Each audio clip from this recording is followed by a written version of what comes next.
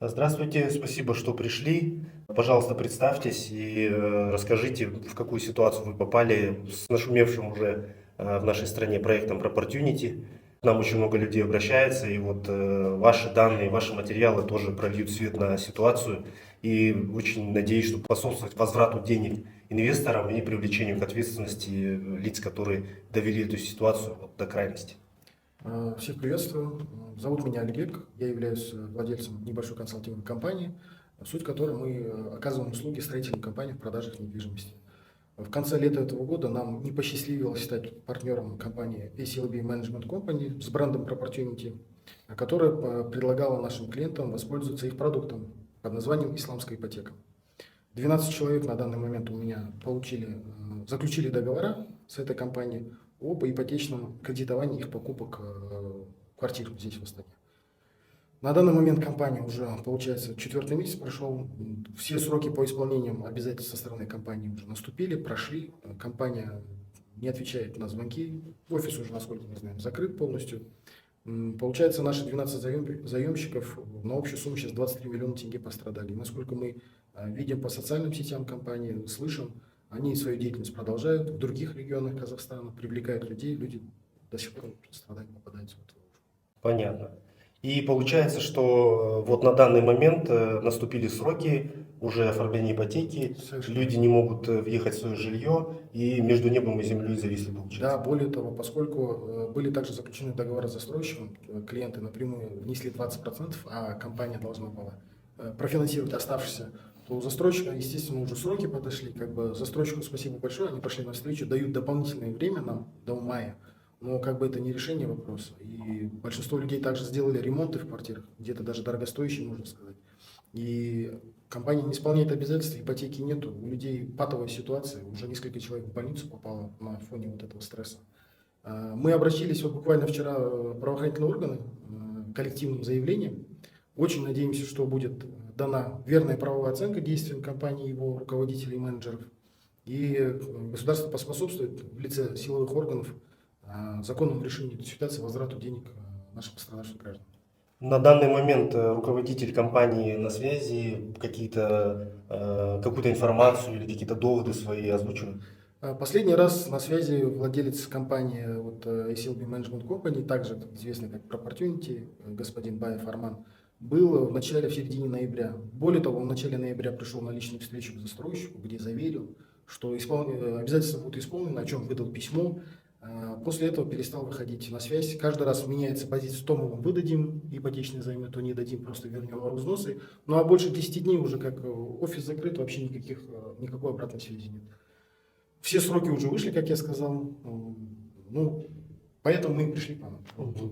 Понятно. А с учредителями какие вот этих компаний, насколько нам известно, там достаточно большое количество учредителей, среди них есть авторитетные люди, да, с незапятнанной репутацией. Да. Какие-то коммуникации с этими людьми у вас были лично? Нет, у меня никаких личных коммуникаций не было. Мы еще не обращались к ним, если честно. Но мы надеемся, что они видят ситуацию, мониторят компании, в которой они являются соучредителями. Более того, мы вот буквально на днях увидели пост от МФЦ, что учредители будут обязываться администрации МФЦ к возмещению части ущерба именно 65 миллионов. Конечно, 65 миллионов с учетом того, что помимо нашей группы пострадавших есть и другая, и вообще очень много исков в компании, это капля в море. Надеемся, что люди, которые были соучредителями в этой компании, помогут, повлияют на самого Баева, вероятно, может быть, он вернет деньги, либо же поучаствует в возврате средств. Как я сказал, именно наши клиенты – это люди, которые находятся в крайне тяжелой ситуации финансовой. Многие из них уже испытывают проблемы со здоровьем на этом фоне. Ну, опять-таки, надеемся на хорошие, то есть правильные действия со стороны и правоохранительных органов, и партнеров, соучредителей Баева. Понятно. И такой вопрос. Вам было известно о том, что лично у Баева и у компании накопились неисполненные долги у частных судебных исполнителей, там в общей сумме свыше 100 миллионов. По сути, это дырка в собственном капитале у этой компании получается. Нет, мы такой информацией не владели. Если бы я знал, что есть какие-то такие, хоть малейший признак проблемного партнера, я бы не стал бы связываться с этой компанией. Более того, Баев лично на встречах присутствовал я, Баев Роман, его исполнительный директор на тот момент.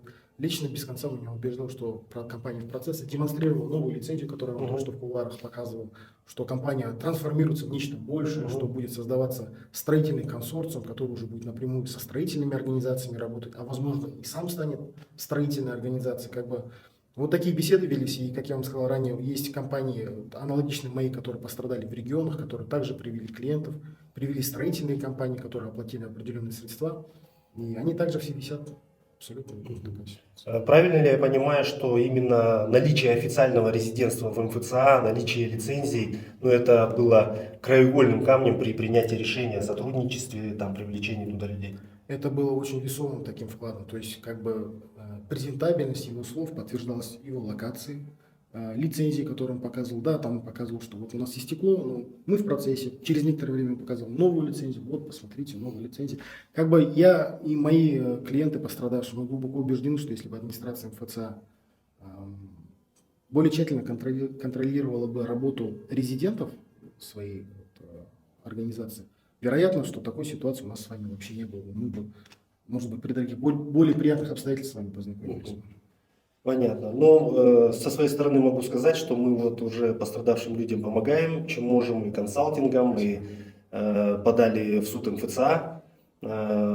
Максимально постараемся и вам помочь, и людям, которые вместе с вами попали в эту ситуацию. Я думаю, что вместе мы как-то эту ситуацию разрешим и как минимум создадим условия, чтобы подобные проекты на площадку МФЦА больше не попадали, и чтобы МФЦА не выглядел как приманка для того, чтобы с людей получить деньги и потом просто не выходить на свет.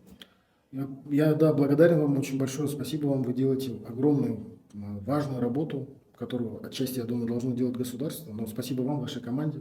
Меня больше всего еще коробит то, что вот в этой ситуации очень сильно запятнана религия, да, оба продукта называются исламский депозит, исламская ипотека, и это очень омрачающий факт для меня лично. Здесь, кстати, вы затронули тот момент, из-за которого мы узнали об этом проекте. К нам обращались люди и говорили, что вот есть такой проект Propertunity, и у них есть вот такие-то продукты, но мы не понимаем, как они работают. Как вы думаете? Понятное дело, мы не специалисты в исламских финансах и написали непосредственно в Propertunity запрос о том, что наши подписчики интересуются, и вот такие-то позиции, пожалуйста, разъясните по депозитам, по последующему заимствованию и так далее. И мы не получили ответа. То есть, понимаете, мы видим рекламу компании в социальных сетях, что она затягивает к себе людей, а ответа официально не дает, которые интересуют большое количество людей. И здесь, конечно, мы потом стали углубляться в эту ситуацию, увидели, что там есть не погашенные по решениям суда долги, и дальше, пока мы этим занимались, уже люди сами к нам стали приходить. Вот поэтому, к сожалению, на данный момент все, что связано с исламскими финансами, оно пока еще в стадии, наверное, формирования, да, и очень хотелось бы, чтобы МФЦА в этом сыграли такую фундаментальную роль, чтобы, грубо говоря, какие-то люди с запятнанной репутацией или вообще какие-то проходимцы не использовали понятийный аппарат исламских финансов, потому что это сильнейшая манипуляция, особенно, в частности, у нас в стране, где очень много людей исповедуют соответствующую религию. Тогда спасибо, будем на связи и дальше будем информировать подписчиков и государственные органы о том, что происходит на всех уровнях. Большое спасибо, что вам спасибо, благодарю вас.